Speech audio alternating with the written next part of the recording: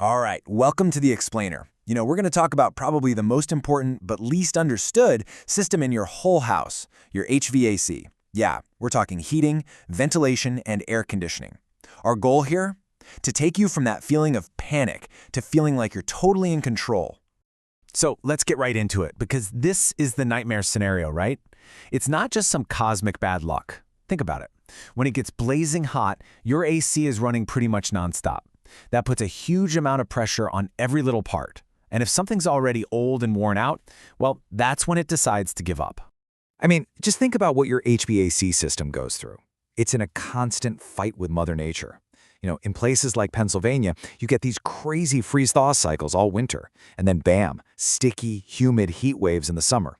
All that hard work day in and day out, it just puts constant stress on everything, from the big compressor down to the tiniest little wire.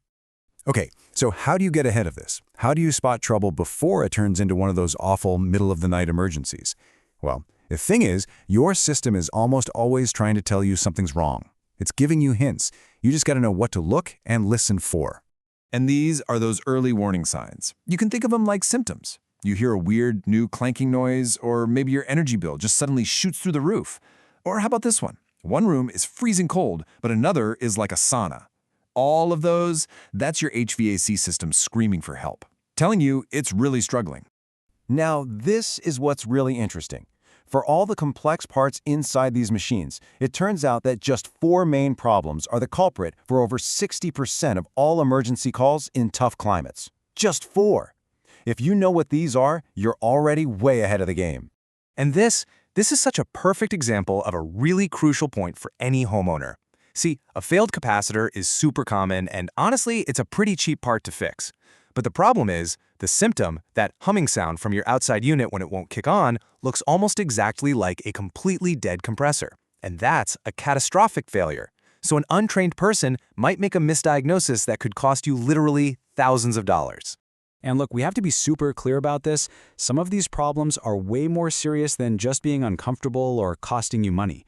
Take a cracked heat exchanger in your furnace. It's caused by those same temperature swings we talked about, and it's not just a heating issue. No, this is a serious safety hazard. It can actually leak deadly, completely odorless carbon monoxide gas right into your home.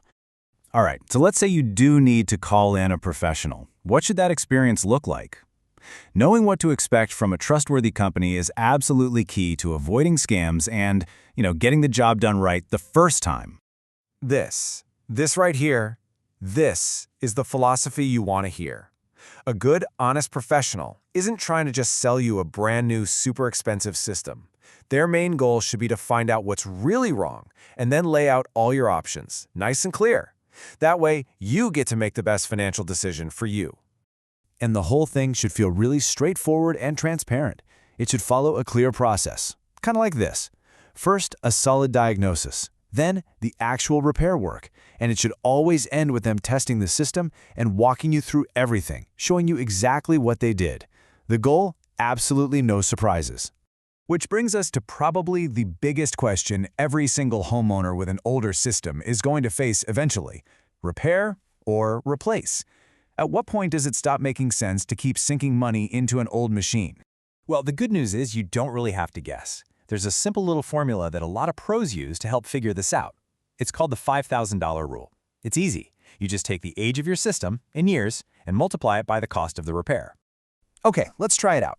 Let's say you've got a furnace that's 15 years old and it needs a repair that's going to cost $400. So you multiply 15 times 400, and that gives you $6,000. Since 6,000 is more than 5,000, the rule of thumb says, hey, it's probably time to start thinking about a replacement. It's likely a smarter investment in the long run. So, let's shift gears a little bit. Let's talk about moving beyond just fixing what's broken and start thinking about what total comfort really means. See, a truly fantastic HVAC system isn't just about the temperature on the thermostat. It's about creating a genuinely healthy climate inside your home. A really, really effective system has to balance all 5 of these pillars. Yeah, of course, you've got temperature, but it's also about controlling humidity to stop mold from growing, filtering out allergens from the air, bringing in fresh air with ventilation, and even pressurization to keep annoying drafts out. All 5 have to work together, in harmony, for your home to feel truly healthy and comfortable. So, what can you do to take control of all this stuff? Well, let's talk about a couple of really simple things you can do to be proactive, and hopefully avoid having to make those emergency calls to begin with. Now, this number is just wild, but it's also really empowering when you think about it.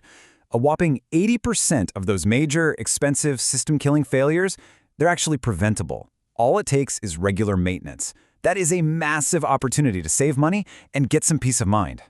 And I'll leave you with 2 super simple rules you can start using literally today. First is the 2-foot rule.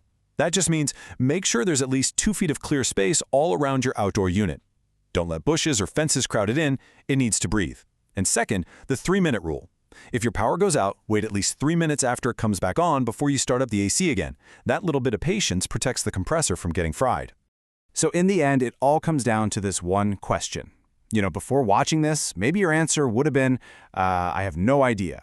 But now that you're armed with all this knowledge, what to look for, what questions to ask, what simple things you can do yourself, you can actually take control. You can make sure that answer is always a confident yes.